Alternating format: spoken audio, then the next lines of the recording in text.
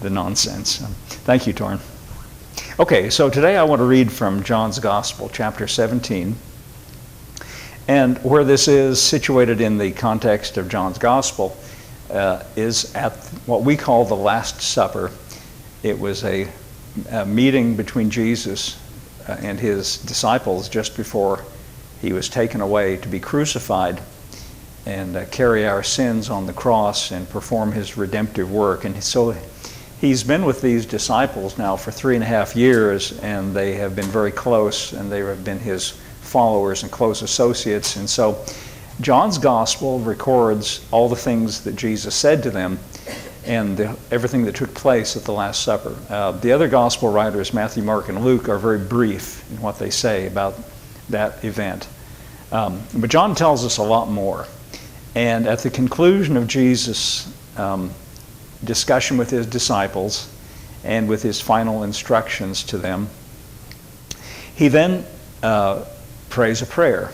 And John records it here in chapter 17. And I'd just like to read it and draw some things to your attention. So Jesus is now praying. This is chapter 17, verse 1. These words spake Jesus, and lifted up his eyes to heaven, and said, Father, the hour is come. Glorify thy Son, and thy Son, that thy Son may glorify thee. As thou hast given him power over all flesh, that he should give eternal life to as many as thou hast given him. And this is life eternal, that they may know thee, the only true God, and Jesus Christ, whom thou hast sent. I have glorified thee on the earth. I have finished the work which thou gavest me to do.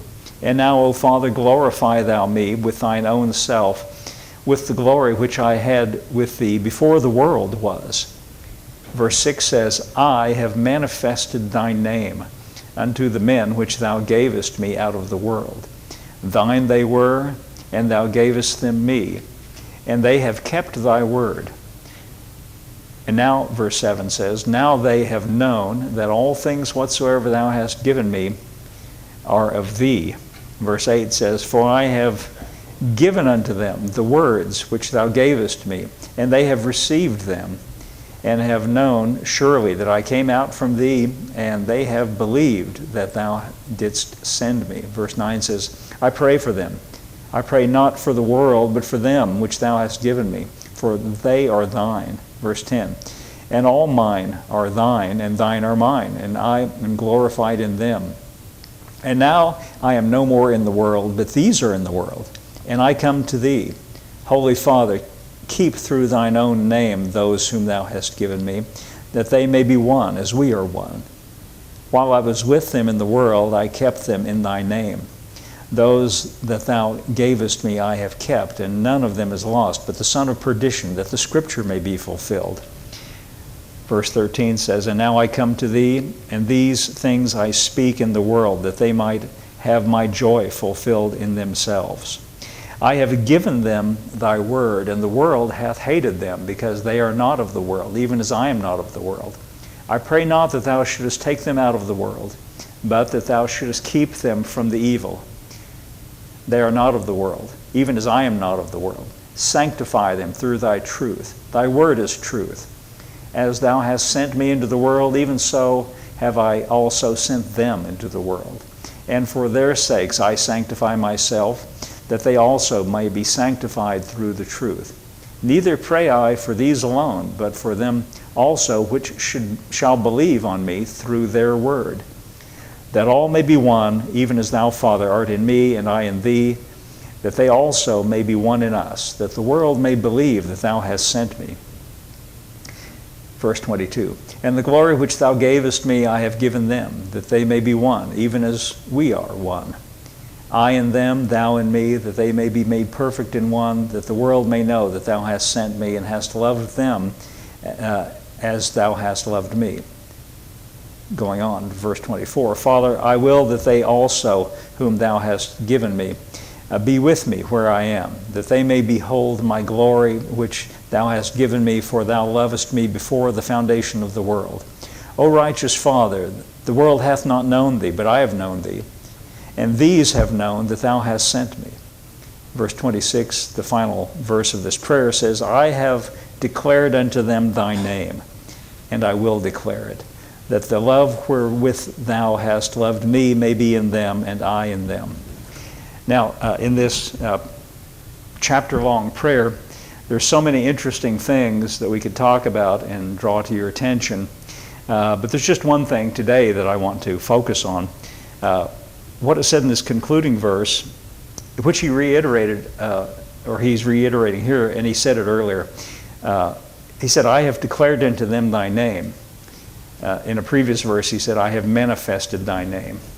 And he mentions that periodically throughout this prayer, God's name. He says, I have declared unto them thy name. I have manifested thy name. And I think it's an important point to observe. What we name things, what we call things, especially names of persons, has to do, especially in the Bible, with the nature of the thing. Has to do with what its identity is, what its nature is. And so it is with God. And Jesus says here that the world doesn't know you, but I know you. And previously in the Gospels, we can find passages where Jesus explicitly said, no one knows you, but I know you. And in a sense, what he's saying is, no one really knows what you're like, but I know what you're like. And I have come to reveal what you're like. And I think that's what he means when he says, I have declared to them thy name. It's not just, the word or the words. It's not just that, but what the words reveal about the nature of it, that's important about it. What's interesting to me, when he puts such an emphasis in this prayer on revealing or manifesting or declaring the name of God, he never uses, I shouldn't say never, he rarely uses the names with which God is referred to in the Old Testament. Almost never. Instead, as he prays in this prayer, almost exclusively, the way Jesus refers to God is with the name Father, or with the word Father. And I think that's not accidental. I think that's deliberate. I think it's on purpose, because his intent is to reveal what God is like. And what he's revealing by that, as he prays in this prayer continually, that God is in his core and his nature, who he is and what he is, his identity. He is a father. He has the heart of a father. His nature, above and beyond everything else that we could say about the attributes of God, Jesus reveals that God is like a father. That's how we should understand him. When the disciples came to Jesus, and earlier in the Gospels, and they observed him praying, and they said, teach us to pray, just like John the Baptist taught his disciples to pray. And then he gave them a model for a prayer, which we call the Lord's Prayer, and you'll note that what he instructed them in what we refer to as the Lord's Prayer, he said, when you pray, say, Our Father. That's how he instructed his disciples to think about God, to consider him when you come to him in prayer. Consider him like you're coming to your father, coming to a father. And he refers to him over and over again in this chapter by that label or by that name. And throughout the Gospels, as I said, almost exclusively. But there's one particular chapter I'd like to turn to now, which I think really is the best one to discuss and reveal what is conveyed by referring to God as Father. And that is in the 15th chapter of Luke. And I'm not going to read the whole chapter, but I do want to start with verse 1 and to get the context, to understand. So here's Luke's Gospel, chapter 15. And remember what we just heard in that prayer, prayed at the very end of Jesus' ministry, that he said, I have come to declare or to reveal or to manifest your name. And in other words, what you're really like. So here, in chapter 15 of Luke, it says in verse 1, "Then drew near unto him," that is Jesus, "all the publicans and the sinners for to hear him." Now the publicans and the sinners, well, by the word sinner, that is pretty explicit. We know what that means. Publicans are usually referred to as tax collectors, people with generally a bad reputation on the lower rungs of the social order in first century Israel. The down and outers, we might say in modern day slang. Publicans is people with a bad reputation, people that you might, upstanding members of the community might look down their noses at. It says they drew near to Jesus to hear him. Now, before we go on reading, just consider what that means, what that implies. You know, if Jesus were like some preachers, if he were angry, if he were, like we say sometimes, we talk about preachers being hellfire and brimstone preachers. What that means is preachers who are, you know, threatening with retribution and portraying God as angry. The intent is to get people to, as though you can get people to straighten up if you scare them enough, and portraying God as an angry God. And there is actually a sermon, the title is "Sinners in the Hands of an Angry God." And if you're wondering, I don't agree with that at all, and I think that's a really mistaken idea, and I'm sorry that people think that way, but this is the kind of person that a sermon like that would be aimed at, to try to scare them into scared straight, in other words. But it's like anything, you know, a person, you know, the person that you might think needs to hear that is the least likely to hear that. That would be like a preacher coming in and complaining about who's not here. Well, the people who are not here don't need to hear you complain. The people who are here are already here, you see. And so what I'm getting at is this: the sinners and these publicans have drawn near to Jesus to hear him. So evidently he wasn't saying something that would repel them. Now, you don't draw near to hear somebody who's going to make you feel bad. I'll just let you ponder that for a second. You know, it's like I heard when we went to Bible school, April and I, we went to Rhema Bible Training Center in Broken Arrow, Oklahoma. And the man who founded that, a man named Kenneth Hagin, used to say sometimes that even a pig has enough sense to not come up to the trough if you're going to hit him on the head with a board every time he comes up to feed. And so it is with these sinners and publicans. Evidently, see, he doesn't tell us what Jesus was saying explicitly here, but evidently he was saying something that they felt was answering a need that they had. I would say that when this says the sinners and the publicans drew near to Jesus to hear him, it's the same reason you draw near to the doctor when you're sick. Just consider that for a minute. The reason we draw near to the doctor when we're sick is not because we think he's going to hurt us. It's because we think he's going to give us something that will remedy the situation and will alleviate the pain. And I would say that the sinners and the publicans drew near to Jesus because what was coming out of him was the answer to what they needed. And so they were drawing near to Jesus to hear him, it says. But verse 2 says there were some people who did not draw near to Jesus to hear him, and in fact were unhappy about the fact that the sinners and the publicans were drawing near to Jesus. That is, the Pharisees and the scribes. Verse 2 says, "The Pharisees and the scribes murmured, saying, This man receiveth sinners and eateth with them." I don't know which is worse, that he receives them or that he, and to top it all off, he eats with them. That really, that really gave them a twist. They didn't like that. So what we can intuit from that is these Pharisees and scribes would not have had anything to do with them. They would not have received them and would not have eaten with them.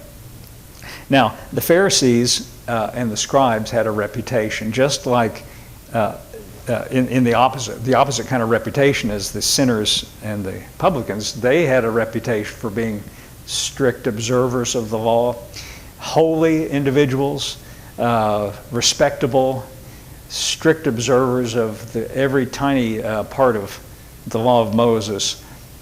On the other hand, Jesus called them hypocrites. He says, "Woe to you, scribes and Pharisees, hypocrites." He called them hypocrites. And here's what he based that on. He said, "You present yourselves as righteous unto men, but on the inside, something else." And so he calls them hypocrites.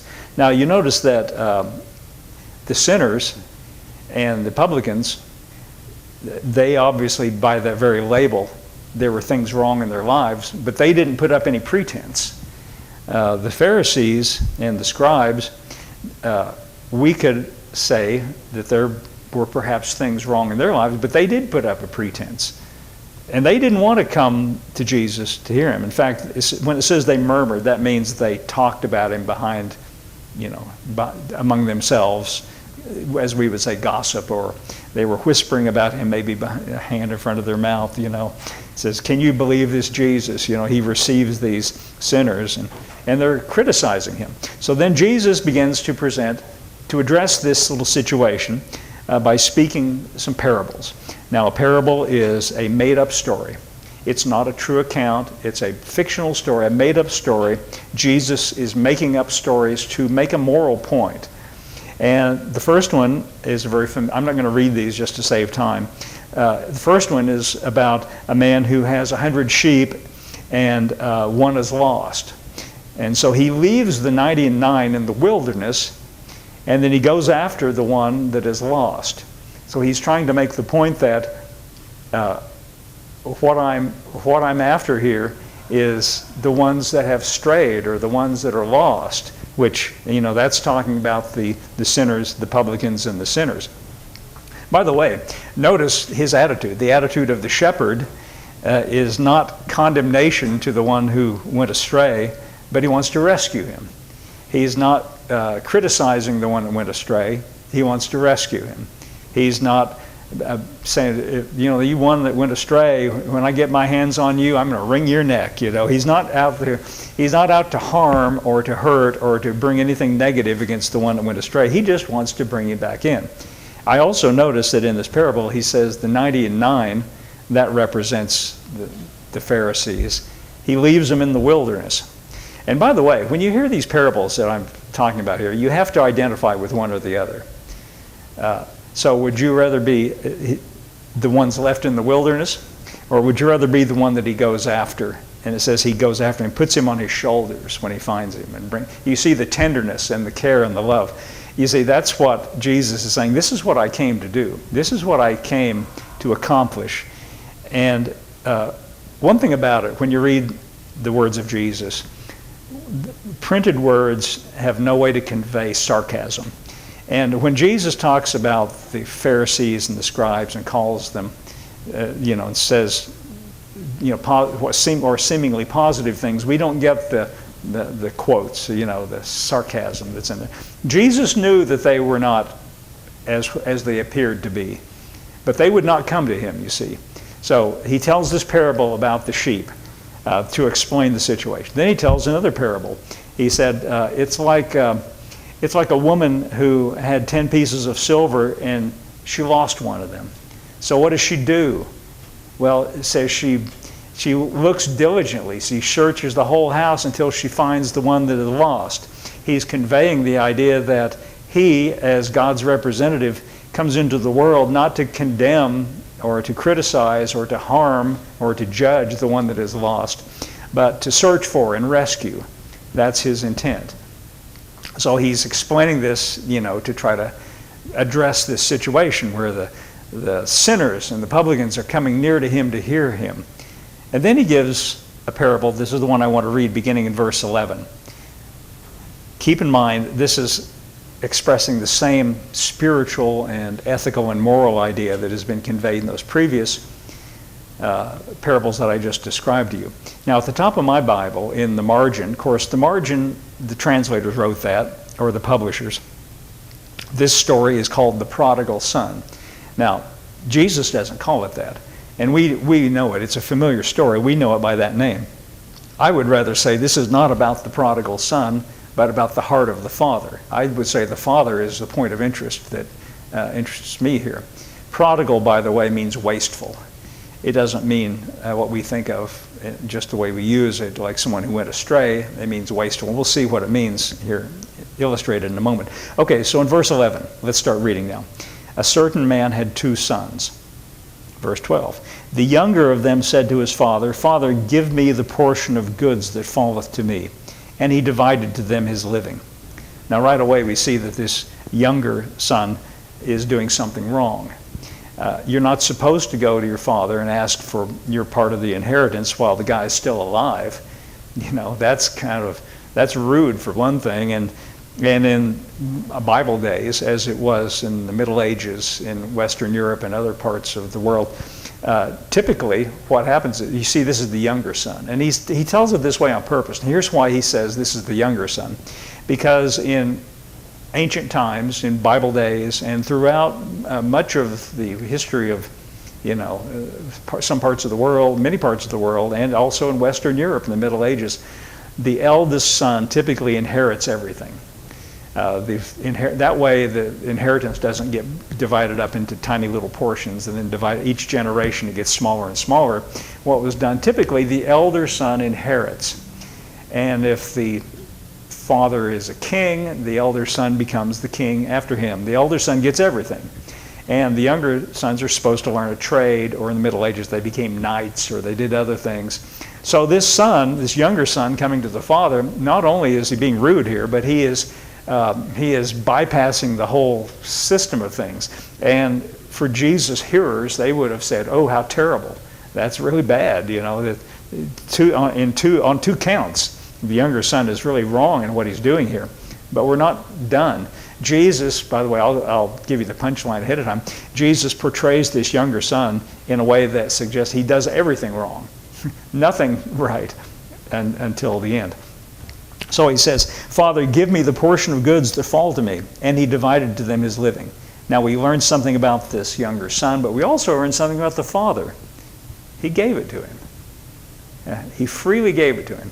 He didn't say, what do you think you're doing? Asking for this inheritance now. And besides that, you're the younger son. He didn't say anything at all about that. The father gave it to him. That tells us something about the father. It tells us something about the son too, but also about the father. Verse 13, not many days after, the younger son gathered all together, and he took his journey into a far country. He left town with all that the father had given him. And there it says he wasted his substance with riotous living. And that's why this story is called the prodigal son, because he's wasteful. He wasted. Not only did he ask for it, he was out of turn asking for it, but then he wasted it. He blew it with riotous living. Now, we don't say riotous living in our modern day speech. We don't talk that way. I dare say you go through the whole week and never say riotous living. And nobody you talk to says that. But what we say, the modern expression is partying. He wasted it it's not that he made some investments that didn't turn out. It's not that he, bought stocks on the stock market and unfortunately they didn't perform as well as he thought they would. No, he didn't. It wasn't anything positive, completely negative. He wasted it. So this son is really a stinker.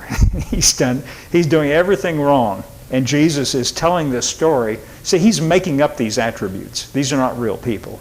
And he's portraying it this way to make a point.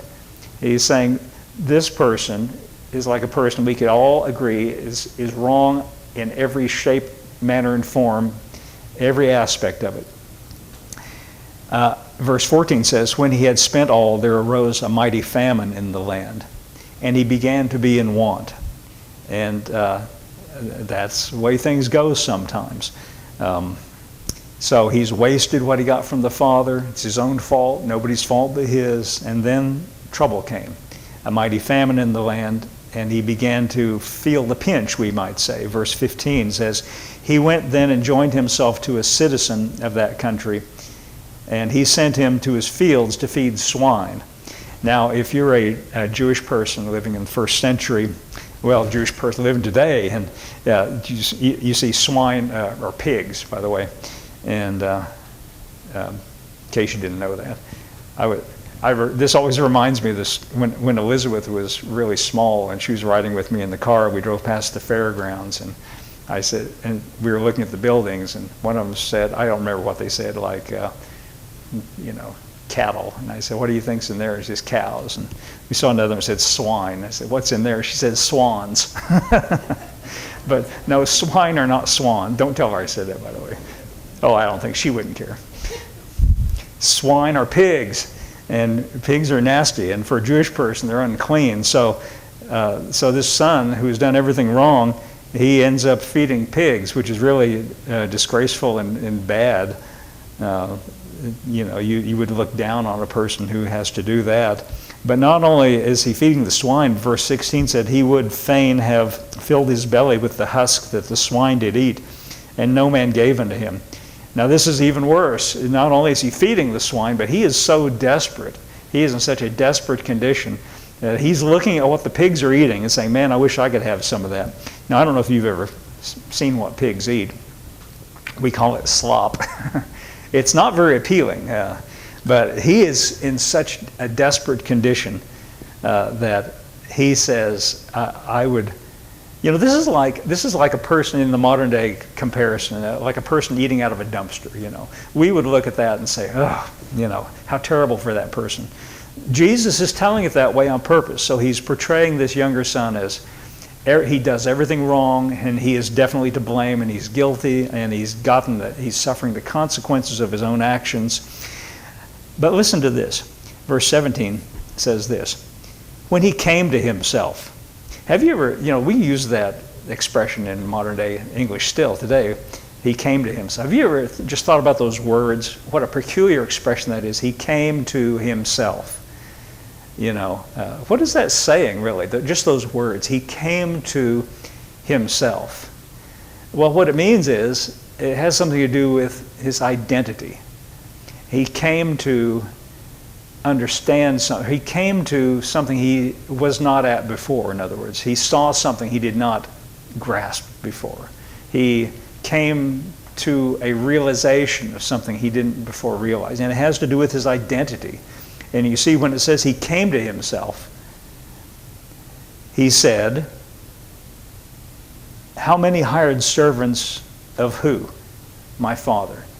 He remembered in this desperate situation, he remembered his father, which he had, you see in the previous verses, it says almost as though he did everything he could to forget about. Yeah, he left town, left home. Went off and wasted it, and he ends up feeding swine. And in this desperate situation, he remembered his father. And he says, how many servants of my father's have enough bread and enough to spare, and I perish of hunger? And then he comes up with a plan. In verse 18, he says, here's what I'm going to do. I will arise and go to my father, and I will say to him, Father. You see how even though he's done everything wrong, he says, I've still got a father. But he feels like he has, and he has betrayed, you might say, that relationship. And here's what he says, Father, I have sinned against heaven and before thee. That's point number one. He has a 3-point speech he's going to make. Point number one, he's going to arise and go to his father and say, I have sinned against heaven and before thee. Verse 19, point number 2, I am no more worthy to be called thy son. Point number 3, make me as one of thy hired servants. So he's going to come to the father and admit that I have blown it. I've done everything wrong, and I've offended you by what I've done. And number 2, he's going to say, you see the humility in this. I'm not worthy to be considered your son. I'm not worthy of this relationship. So number 3, let me just work here. That's what he's saying. Just let me be a servant. And so verse 20 says, he arose and came to his father. Now you notice we haven't heard anything about the father since the time that the father gave to him his living and the son departed. And I think it's interesting. Jesus has not said anything about the father. And here's Sometimes what's not said is just as important as what is said. And here's what we didn't see. Consider that Jesus did not say, when the son got up and left town with the father's goods and went out and wasted it in riotous living, here's what we didn't see. We did not see the father shaking his fist at him, saying, I'll tell you what, you're going to get what's coming to you. I'm going to make sure you suffer for this. I'm going to get you for that. No threats from the father. Did you notice that? No threats of retribution. No anger. No judgment from the Father. There was nothing. Jesus could have said that. He's making up a story. He could have said that if he wanted to convey that message. Not a word. But now we're going to hear about the Father. Verse 20 says, he, that is the Son, he arose and came to his Father. But when he was yet a great way off, his Father saw him. Now we're going to hear about the Father. Now, keep in mind, the Father knows what he did. The Father knows what he did was wrong. The Father's not a fool. He's not blind to the situation. But it says the Father saw him a great way off and had compassion and ran. This is such an interesting picture of God. You understand that's who he's talking about here, right?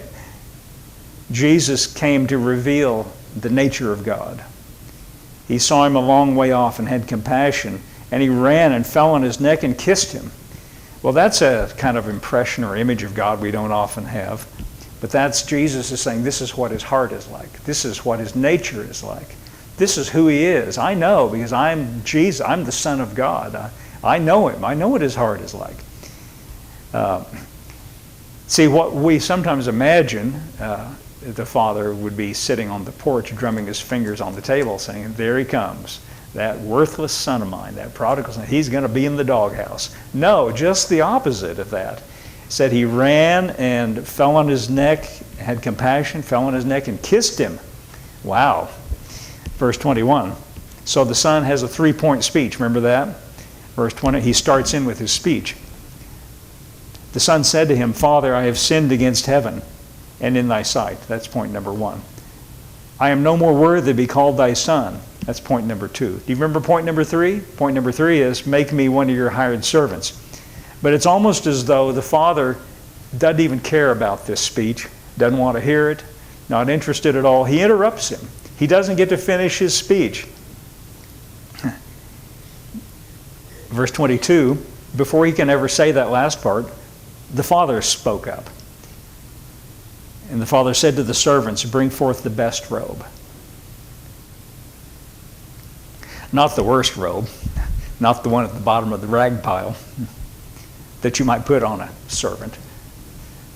It's important to notice that he didn't let him say that last part. He didn't want to hear that last part. He was not interested. Make me as one of your hired servants. So he says to those who are the servants, bring the best robe and put it on him. Put a ring on his hand. The ring is symbolic of the authority of the master or the father. That says to everyone who looks, he is restored to full status.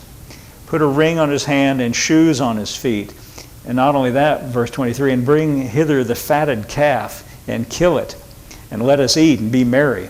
I heard one person say one time, well, where'd the fatted calf come from? Well, he started fattening it up the first day the son left town, because he says, when he comes back, we're going to have a party. And I think that's a nice way to look at it. But in other words, he says, let's celebrate. Let us eat and be merry. Now, you know what this tells me. You realize that this parable is spoken to address what was happening. Remember how it started? It said the Pharisees were murmuring, saying, this man receives sinners and eats with them. Well, evidently what was happening at this meal or this situation that the Pharisees were so offended by, I read between the lines here when he's addressing it with this parable, and he says, bring the fatted calf and kill it and let us eat and be merry. Evidently what was happening is there was a lot of merrymaking going on. It wasn't a somber, silent meal where everyone's silently eating their food like you might imagine the Pilgrims, or not like that. There was celebration. There was probably laughing going on. That's probably what got the Pharisees so upset. Jesus was probably, I imagine, I picture him sitting there, and there's joking and laughing and funny things being said, and Jesus is right there smiling and laughing with them and enjoying their company. You see, he's portrayed this restoration. He's saying that these sinners and publicans are like this son who, because they drew near to Jesus, he's saying they're like the son who has come to himself and come back. And this is the attitude of the Father. Let us eat and be merry. Why? For this my son, you see, he still recognizes the relationship. He was dead and is alive again. He was lost and is found. And they began to be merry. You see, that's what was happening when Jesus was sitting there eating with the sinners and the publicans. Now the elder son. Now, you get in the parable, the elder son is like the Pharisees and the scribes. The elder son was in the field, and he came in and drew near to the house. He heard music and dancing. Well, that tells me something else. Why would Jesus put that in there? So wherever this situation, this venue, wherever this was, where this meal was taking place, and the Pharisees were getting mad about it, there must have been music there. Dancing? Jesus put this in the parable to describe this situation. This is the Father's house. This is the party thrown by the Father to celebrate the return of the Son. He says the elder son was offended by the music and the dancing. I imagine, I just get the picture that what was happening in this situation, though the gospel writer doesn't tell us, was probably a little wilder than we might imagine. Jesus was right in there, enjoying their company. There was laughing, there was singing, there was music, and Jesus is happy about it because the way he sees it, these people who the Pharisees regard as sinners and publicans, they have come home because they drew near to Jesus to hear him, and that's what we read about them. So the elder son, he's mad. He comes to the house and hears music and dancing, verse 26, and he called one of the servants and asked him what these things mean. And he said, Thy brother is come, and thy father has killed the fatted calf, because he hath received him safe and sound. Now, you might think, you might put yourself in this position and say, well, great, I'm so happy for him. That's what an ordinary person would say. Oh, isn't that wonderful? That's what a person would say if they shared the same heart as the Father, right? Right? If you were in sympathy, or if you were in tune with, or if you shared the nature and the attitude of the Father, you would have the same reaction. If you have the Father's heart, if you were in fellowship with the Father, if the Father were, and you were on, if you were a son of your Father, you would be expected to behave or have the same attitude. But he doesn't have that attitude. He doesn't share the nature and the sympathy and the ideas of the Father. It says, verse 28, he was angry. Now the Father was not angry, but this elder son was angry. The only person we read about as angry here is the self-righteous Pharisees. You should consider that. The only people angry are the religious people, the Pharisees, I mean. The ones who think they're holier than everybody else. He was angry, and he would not go in. Now, that's a really solemn thing that is being said here. He would not go in. God doesn't exclude anybody, by the way. Everyone's invited, but some don't go in. Some are angry and they stand off in the distance, like the Pharisees. The sinners came near to Jesus to hear him, but not the Pharisees, not the scribes. In fact, they were so angry, they went and conspired with the Romans to said, we need to silence this Jesus. We need to, it says explicitly that they conspired to put him to death. That's how mad they were. They didn't like what Jesus was doing. He's upsetting their religious apple cart. The Pharisees are like the older brother. He was angry and would not go in. So what does the Father do? It says, therefore the Father came out and entreated him. You see something else about the Father. And that means he begged him. See, Jesus, even though the Pharisees are angry with Jesus and criticizing him and calling him names, he wants them to come in. He's saying this is the Father's heart. He wants everybody to come in. And so the Father went out and begged him. Entreated means he urged him or begged him. Verse 29, and he answered, said to the Father, I can just kind of picture this tone of voice. Lo, these many years I serve thee. Neither transgressed I at any time thy commandment. Yet thou never gavest me a kid, that I might make merry with my friends. I can just hear the kind of pouty tone of the voice. Verse 30. But as soon as this thy son, he doesn't say my brother, thy son. As soon as this thy son, he may be your son, but he's not my brother. That's what he's saying. Is come, which hath devoured thy living with harlots. That always stands out to me when I read that, because as you notice, as I read this whole story, we didn't read anything about harlots earlier in the story. Where'd that come from? Well, in the mind of the religious person, in the mind of the Pharisee. He's vicariously imagining all the things that the Son has done. By the way, the Pharisees are just as guilty as the sinners. I mean, can we just agree that that's true? There's nobody righteous. Can we just agree that that's true?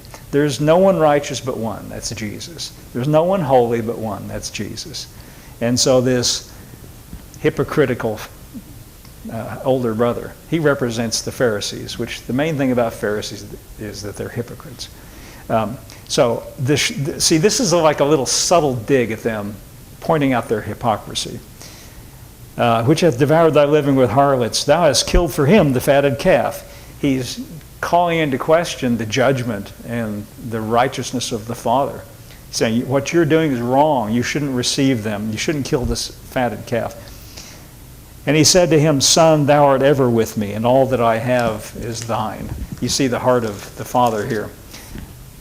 Verse 32 says, it was meet, or that means appropriate. It was appropriate that we should make merry and be glad. For thy brother was dead and is alive again. He was lost and is found.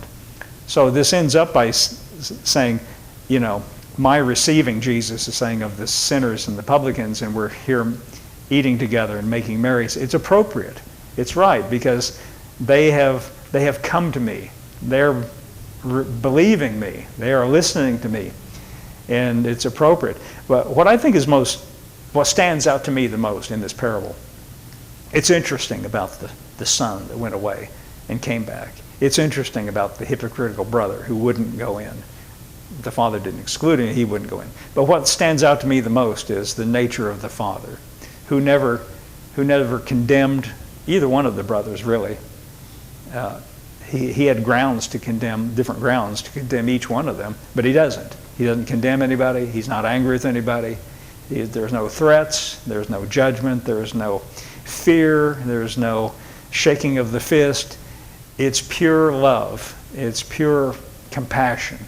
It's pure acceptance. And I think this is what Jesus wants to get across in this parable, that this is the nature of God. And I think when he says, I have revealed your name, I've revealed what you're like, that's what he wants to get across. God is good, and he's so much more good than you can even imagine. And he is love, and he's so much more loving than you can even conceive of. And he wants good things. When Jesus was talking about prayer in Matthew's gospel, he says, if you, being evil or natural, know how to give good things to your children, how much more does God give good things to those that ask him? So he wants us to understand what the nature of God is like. And it's like the nature of a father, a loving father. Okay, I think that's all we got today.